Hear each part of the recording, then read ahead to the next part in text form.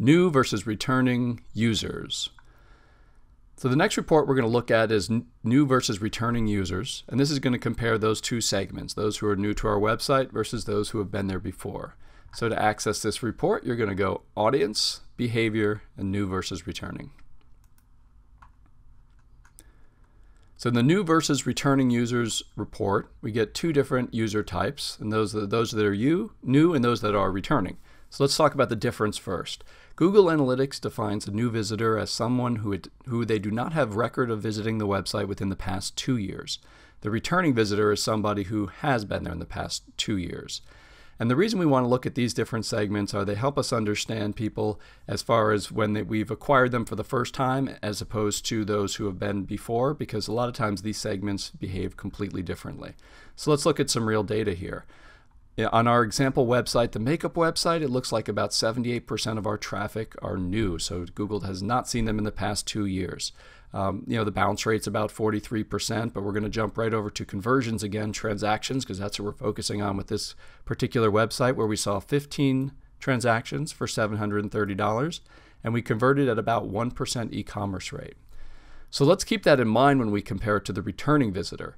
The returning visitor, making up a much smaller portion of traffic, has more transactions, more revenue, and a much higher e-commerce conversion rate. So as a logical thinker, we know that we're a makeup website. We know that individuals will come back and buy makeup multiple times. And we then can say, well, that makes sense. It makes sense that a returning visitor is going to convert a lot higher. Now, what's actionable about this? I think that probably in this particular example, the most actionable thing would be that returning user, we want to bring that number up, right? We want to get this number, the 375, up as high as we can, because this user is very valuable to us. So we could consider, if we're not already, running stronger retargeting campaigns, maybe expanding our retargeting to other networks. Maybe we're Google retargeting right now, and we want to jump over and do some Facebook retargeting as well. But this would be sort of a key area for improvement, would be to say, if we can double this amount of traffic, we can really make a strong impact on e-commerce. And it could actually mean more around email marketing as well. There's another thing we could throw in there to bring people back. So we know that they've placed orders in the past. We want to really put a focus on that. It's not as though we don't want the new visitors, it's just they're a lot less valuable to us. So we want to bring people back as much as we can. Frequency and recency reporting. So frequency and recency reports are going to give us a general idea of how often and how recent users have come to the site. So to access this, we're going to go left nav, audience, behavior, frequency, and recency. Let's look first at the frequency report. So the frequency report is a little bit confusing, but we are going to walk through exactly how it works and how to think about it. So what we're going to look at here, we want to know how frequent people come to the website. So what this report does is it breaks down all of the sessions in the center column here that have occurred during the month, and it lets us know, of the people who started these sessions, how many total sessions do they have on record. So let's explain what that means. 1,396 of sessions from this month have only one session on record, meaning that the users who started these 1,300 sessions have only been to the site once.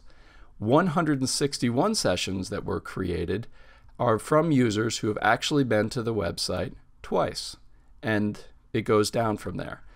I think that the way to look at this report is going to be to get a general feeling for whether most of the sessions created are one-time visitors, or whether most of the sessions created come back multiple times. It's not always actionable information, but it is good to generally know. We can see with our current website that, and this would be common, to be honest, with a lot of websites, is that a majority of websites are going to be single session. But if you are a site that requires people to come back on a regular basis, you may see numbers in the middle here heavier weighted where they've come back multiple times. We can then toggle this report to look at the days since last session. So the days since last session works similarly. Here we have the center column where we know that 1,596 sessions that were created. This was actually the only visit, so we have 0 days since the last session. When we go down to 24 sessions that were created in this time period, they had been to the website within the past 1 day, and 15 sessions had been there 2 days prior, and 18 sessions 3 days prior. So again, this gives us a general idea as to how often people come to the website and how recent they were there. Not always actionable, but good to know. Engagement reporting. So the engagement reports measure a couple of things: session duration and page depth, and it helps us understand how engaged users are with our website. So in this breakdown, we have 3 different columns. We have the session duration, which is a measurement of seconds, and there's a few different ranges that Google has predefined. The sessions which were created during the month, and the total number of page views.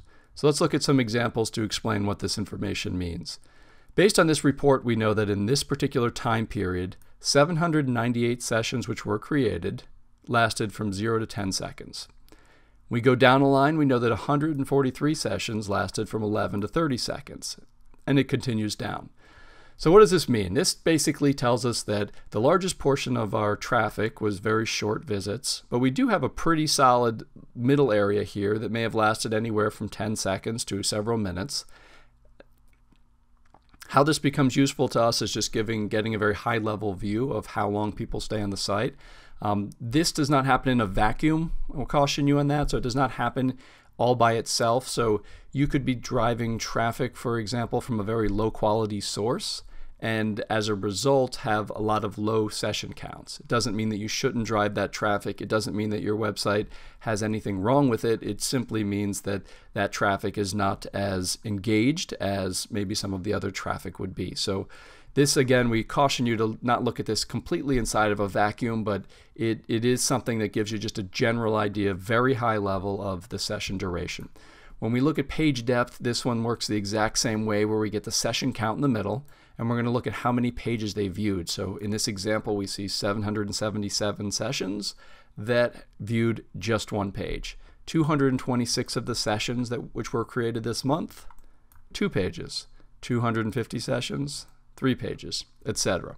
So again, here we're just getting a very high level view of how engaged users are, but we do caution that this is impacted by the traffic source and a number of other factors. So it's not the whole story. If we see an insane imbalance of one-page sessions, we'd really want to dig into, what types of traffic drive just one-page sessions.